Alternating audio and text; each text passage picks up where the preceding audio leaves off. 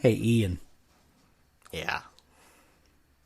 do you know who won the skeleton beauty contest? No. Nobody. Get it? Nobody? Ooh, and I thought my jokes were bad. Ladies and gentlemen, we are tonight's entertainment. I have only one question. Ever dance with the devil by the pale moonlight?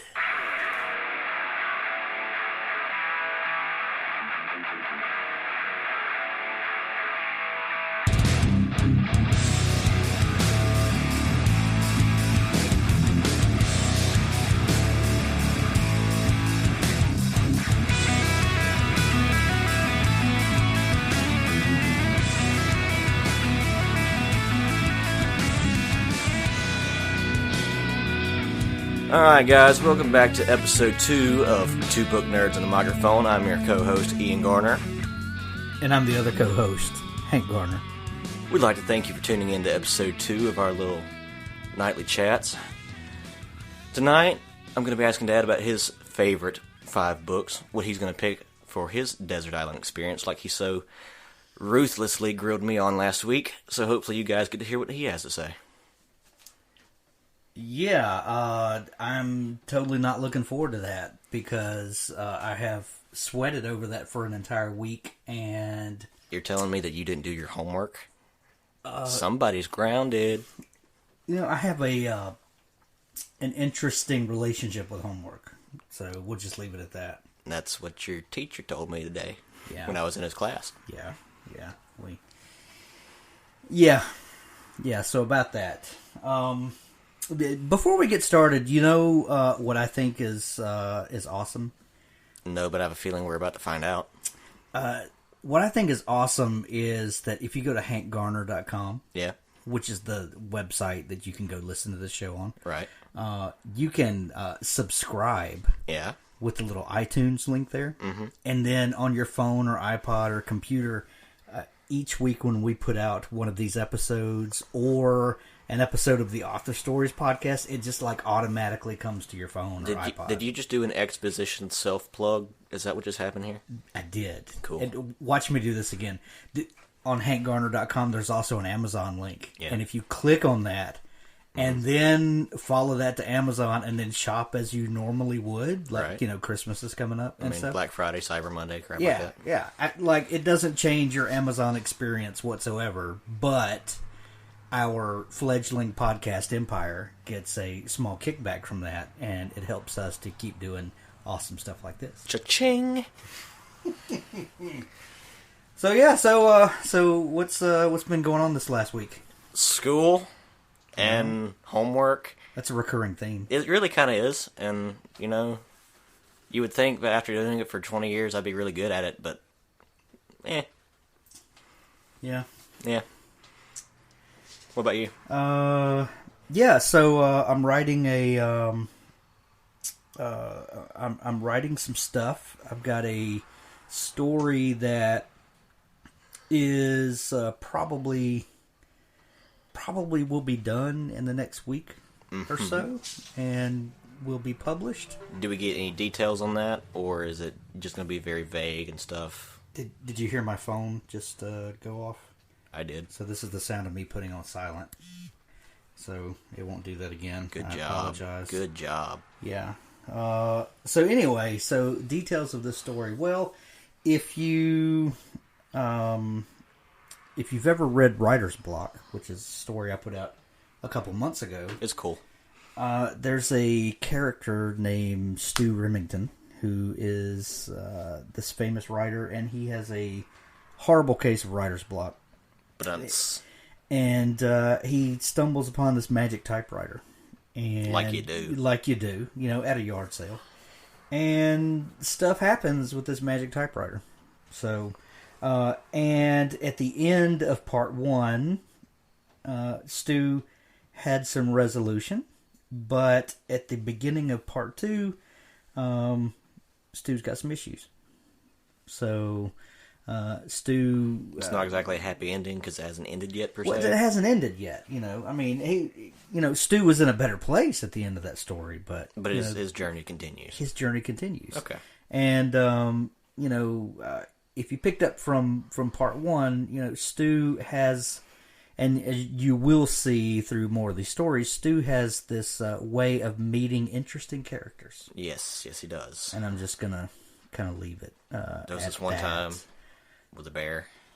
Yeah, it was. Right. Yeah. Yeah. So yeah. So you never know who Stu's gonna meet and what that is gonna do.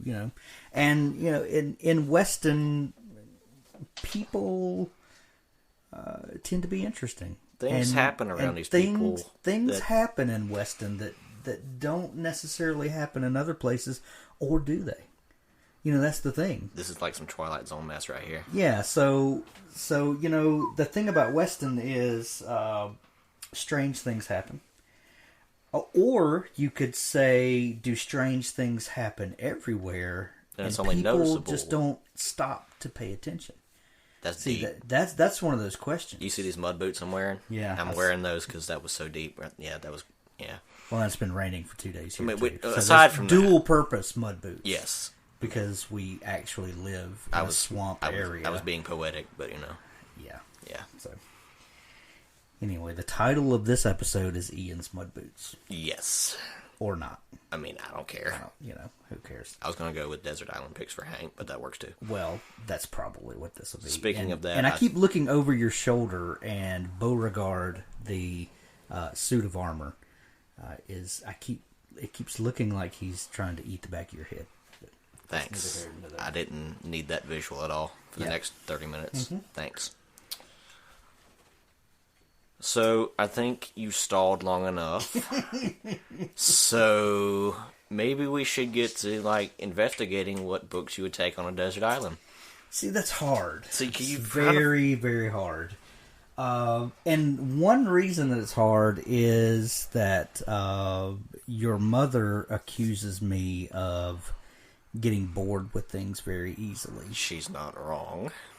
And I do. I see, I'm a smart boy. You guess yeah. So my favorites change a lot.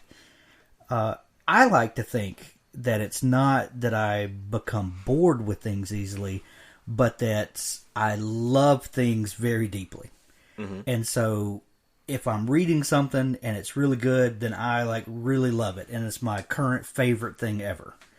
But the next week, I might find something else that I love, and that's my current favorite thing ever. Oh my gosh, where did this come from? So I'm gonna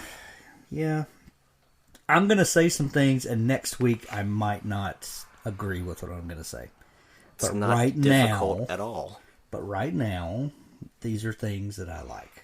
All right.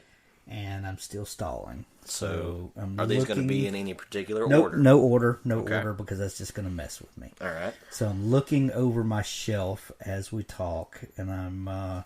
Please know that they're probably not all going to fit on the shelf. So, right. Yeah. Pardon me while I cough. Weather change sucks. So, yeah, let me think. Yeah, I'm going to go with... I'm going to pull some unconventional picks for some of them.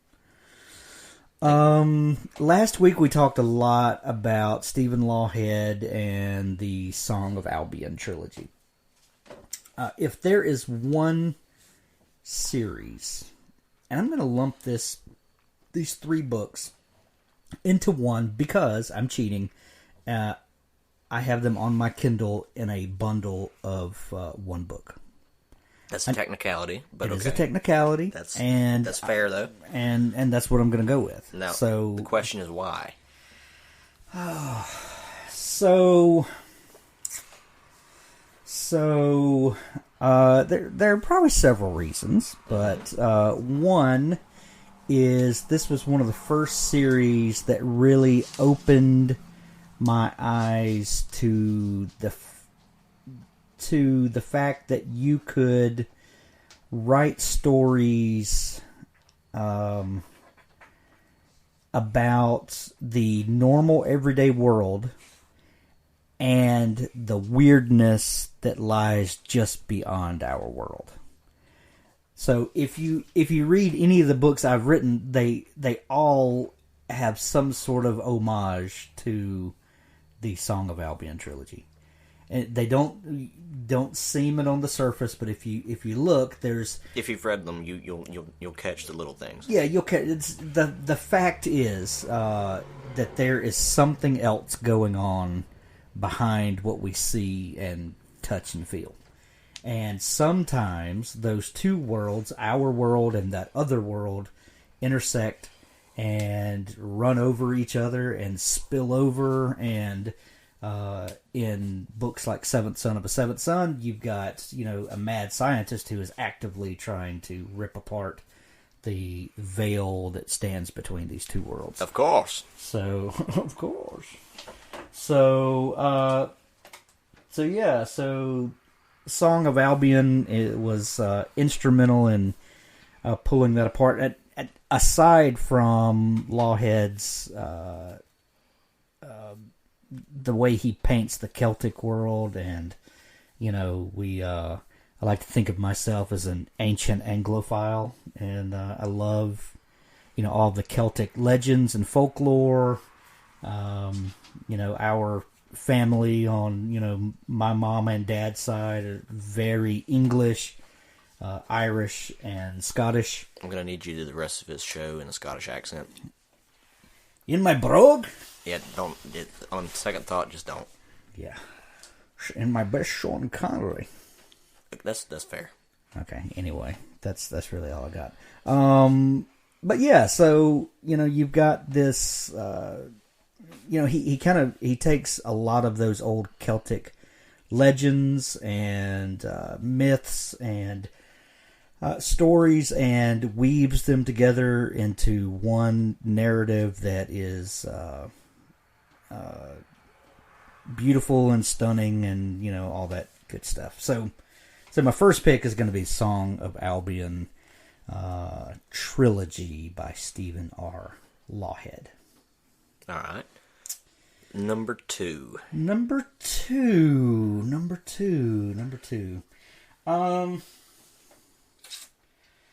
So I have been a fan of John Grisham through the years. Grisham, is a local,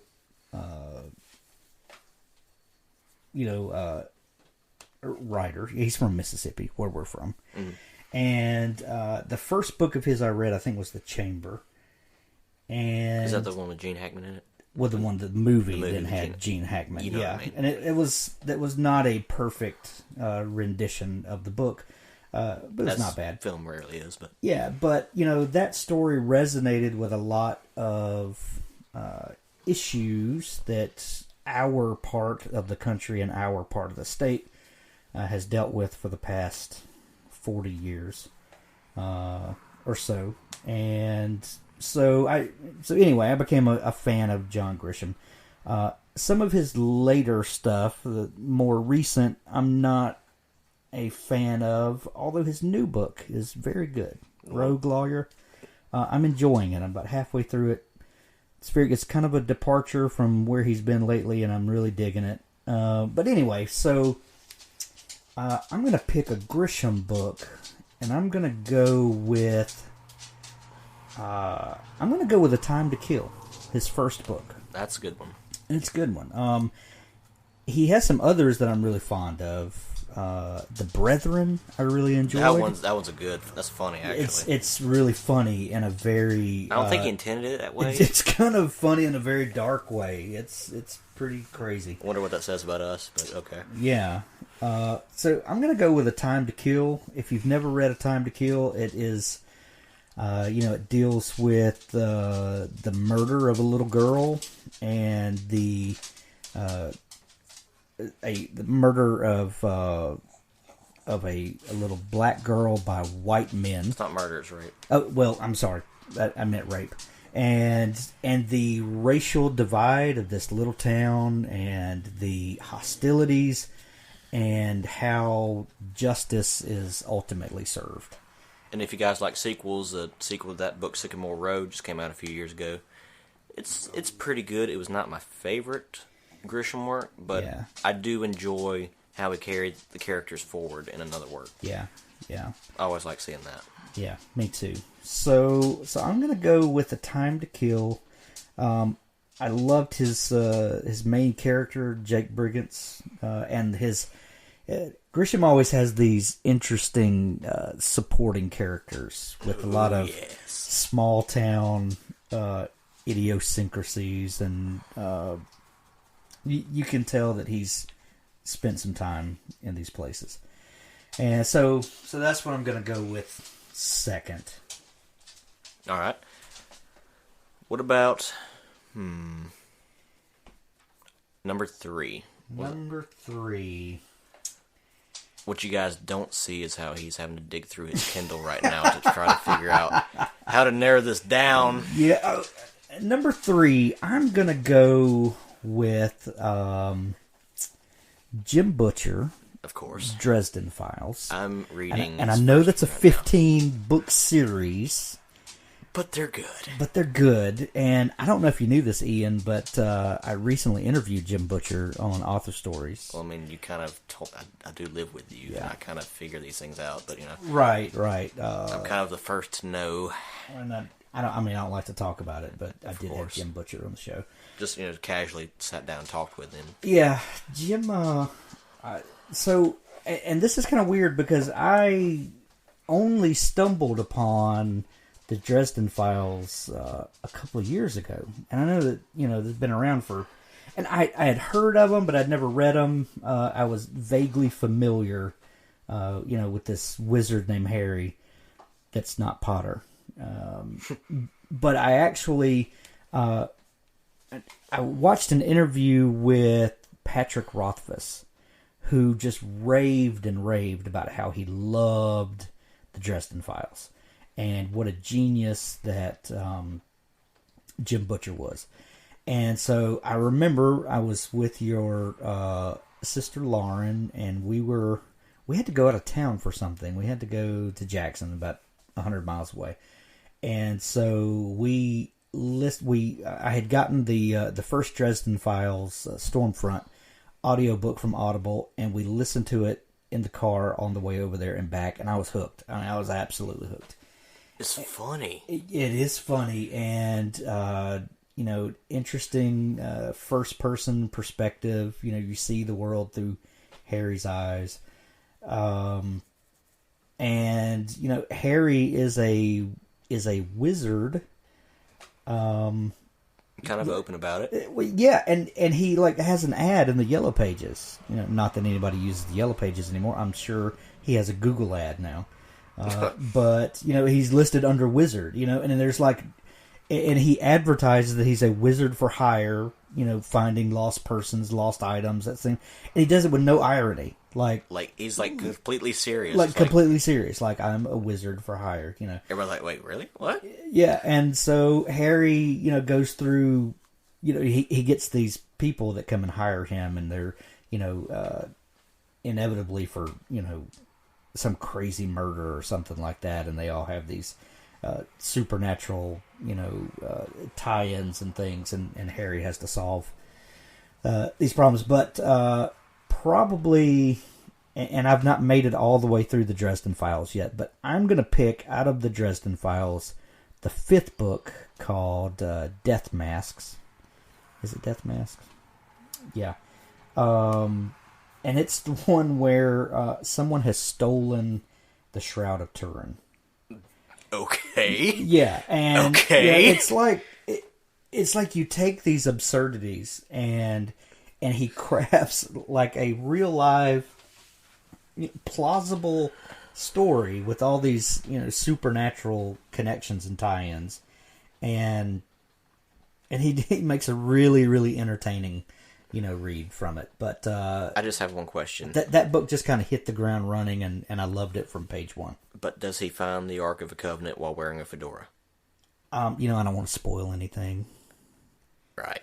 So I'm just saying. I'm just gonna say They're missing an opportunity. There are some missed opportunities. Yeah. So what is that? Was that 4? That was 3. That was 3? Okay. That was 3. See, I tried to get I know you ahead did. on that one. So number 4. I need to kind of go. Oh, you know what? I'm gonna pick something. I do love memoirs. I love memoirs and biographies a lot. Like I really love biographies, and I love memoirs if they're not. There's this whole thing now with I spent 3 years in hell memoirs. My drug-addled diaries.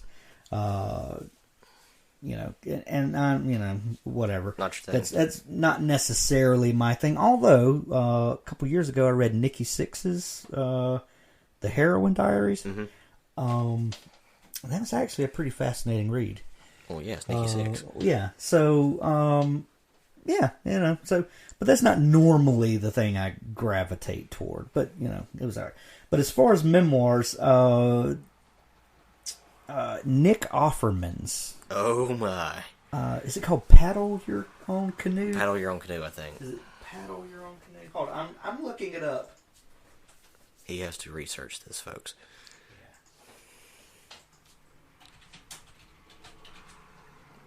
Yeah. Paddle Your Own Canoe. Yes, thank you, Amazon. And this book is part memoir. It's and I'm gonna need you to finish this in Nick Offerman's voice. So Nick Offerman, probably most famous for his role on Parks and Recreations as Ron Swanson. I know what I'm about, son. And so when you first pick up the book, you think this is going to be just a book full of Swansonisms, and there's a shade of that, but it's really so much more than that.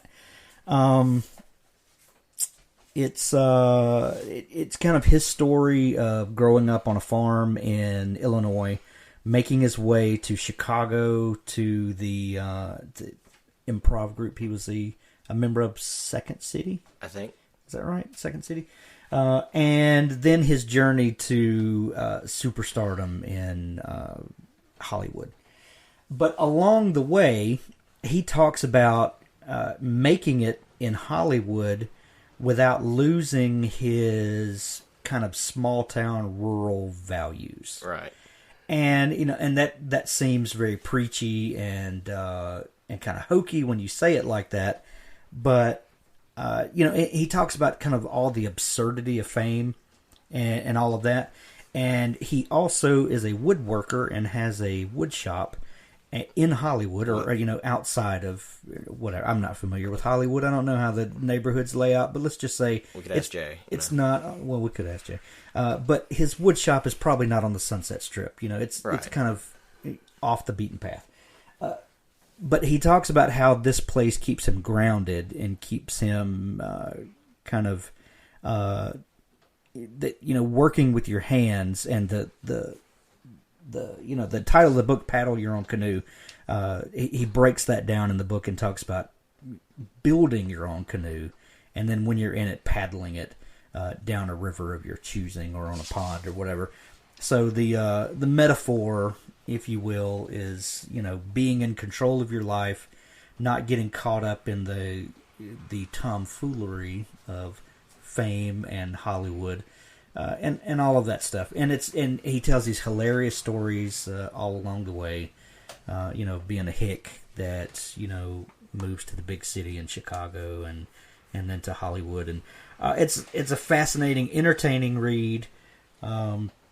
Whether you're a fan of his work, whether you grew up in the city or in the country or whatever, I just thoroughly enjoyed it, and it's full of great lessons.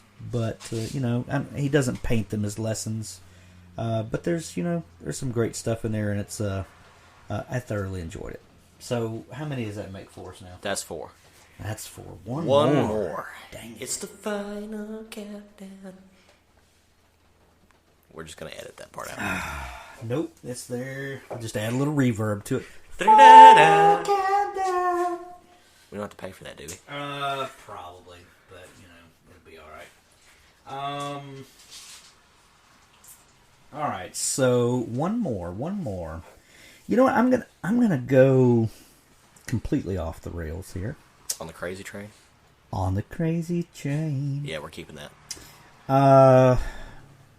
So I have talked about this some, and if you read my first book, Bloom, there's the main character in there has dyslexia, and I also I won't say suffer from dyslexia because I don't suffer from it, but I've learned to work around it.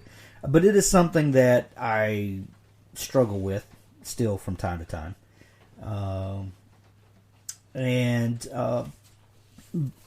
I had a really hard time in school because of it. Because I just could not... it was really hard to focus. It was really hard to make the words settle down and do what I wanted them to do on the page when they all wanted to dance around. And, and sometimes you see the words and you know what they mean and your brain just won't click. But one thing that was a big help for me is when I was about 6 or 7, my mom bought me a Superman comic. And for a dyslexic, it was eye opening because you could look at the panel, you could see the scene, you had an understanding of what was going on. And then you read the caption or the thought bubble or the speech bubble or whatever, and then you get more context for it. And for whatever reason, I'm sure there's great scientific explanations for why those things came together in this perfect storm of literacy. But comic books became a very crucial point of me learning to read, learning to appreciate story, and all of that good stuff. And so I am going to pull a comic book. A particular one, or just... Well, you see, that's why I'm talking, because I'm trying to settle on one. And I am going to go with probably one of my current favorites is... I'm going to go with a graphic novel, because that's going to combine many issues into one. A technicality, but yes. Technicality, but it's technically a book. Yeah. You buy this. I'm going to go with Superman Earth 1. All right. I dig it. The Michael J... Not Michael J. Fox. Nope. Straczynski? Yep, Michael J. Straczynski. By the way, Michael, we would love to have you on the show. Just saying. You say J. Michael or Michael J? J. Michael. I probably said Michael J., but it is, in fact, J. Michael Straczynski. So, please, Mr. J. Michael. Yeah, and I actually really dig the Earth 1 DC series. The Batman Earth 1 is tremendous. Oh, my gosh. Tremendous. I really, really like it. So, basically, they DC issued these reboots of sort, but I don't like to use that word because comics have been rebooted so much in recent history, and I think a lot of it is kind of crap. That's another discussion for another episode. But so by giving it the Earth 1 tag, that allowed them to tell another story. DC used to have a line called Elseworlds, where they told these what-if stories. And they had some really bizarre things, like probably one of the most famous ones is Red Son, which I absolutely love. And we will talk about that maybe next episode. All right. I don't know. We're going to work that out. But I will talk about it because I love that book. But so these are not quite Elseworld stories. Like, they're not crazy off the rails, but they did allow them to kind of reimagine their origin story without just going crazy with it. Like, Superman is still from Krypton. Right. And in the Batman one, he's still Bruce Wayne. His parents get killed. Alfred raises him. But in the Batman one, Alfred is, like, actually, like, British Special Forces and, you know, kind of BA. But the Superman one, I think there's 3 volumes of it so far. It's a pretty classic Superman story. You know, Superman is the Man of Steel. He's, you know, the big blue Boy Scout. And I know that Superman gets a lot of, you know, hate for that. But there's nothing wrong with that. I like my heroes to be heroic. I'm sorry. You know, that if that makes you mad, then I do enjoy a flawed hero because it's easily relatable, but you still need a moral compass. Right. And, you know. Right.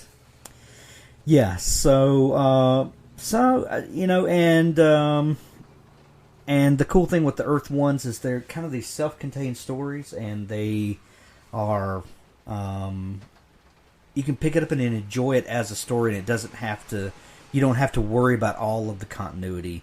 And, you know, because if you take one comic on an island with you, then you've got to worry about all the tie-ins and all that. And this allows you to appreciate one story.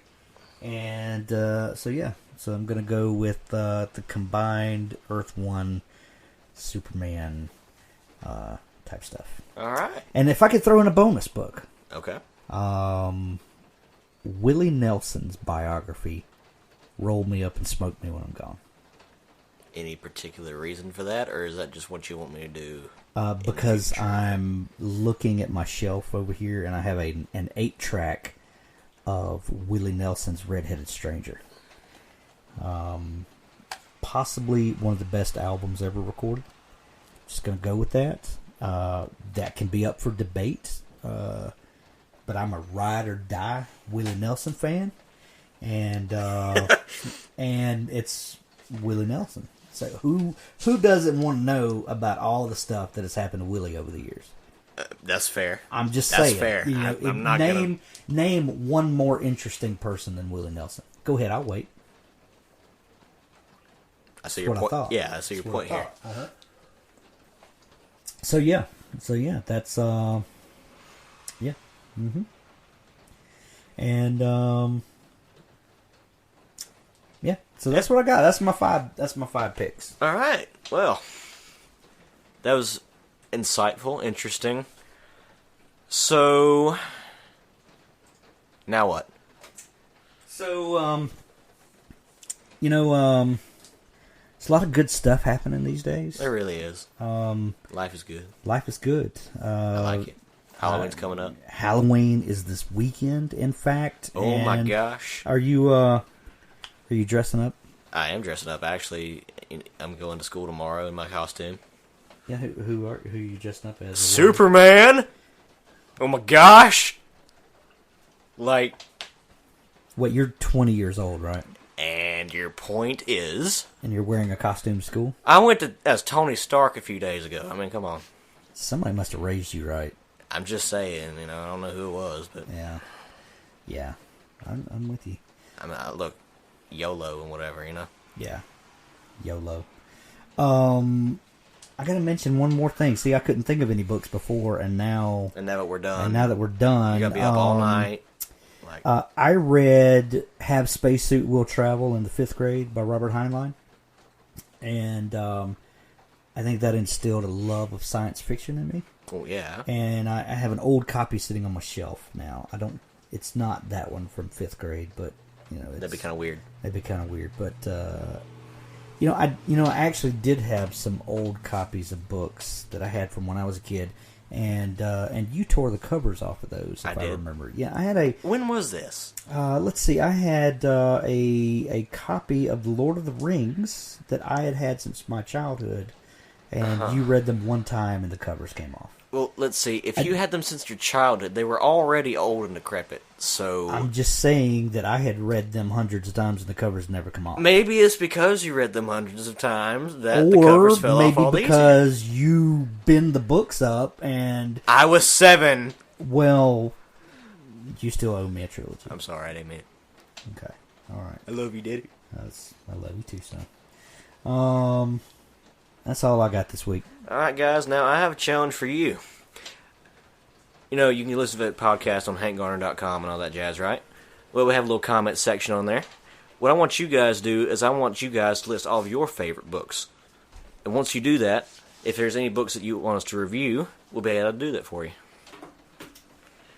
And tell us what you would like us to talk about. We're going to have a show dedicated to comics coming up soon. I think we're going to have a show dedicated to fantasy and maybe one to hard sci-fi, mysteries, thrillers. You know, tell us what you'd like us to talk about. And seriously, we really need the input. Yeah, and I'm thinking that we're going to have some guests on soon that we're going to have dial in via Skype. Oh, I wonder who that could be. And we might berate them about things. Because why not? And so, yeah. Anyway, thanks for listening, y'all. Y'all have a good night, good week, awesome Halloween. Stay cool. Bye. Deuces. Peace.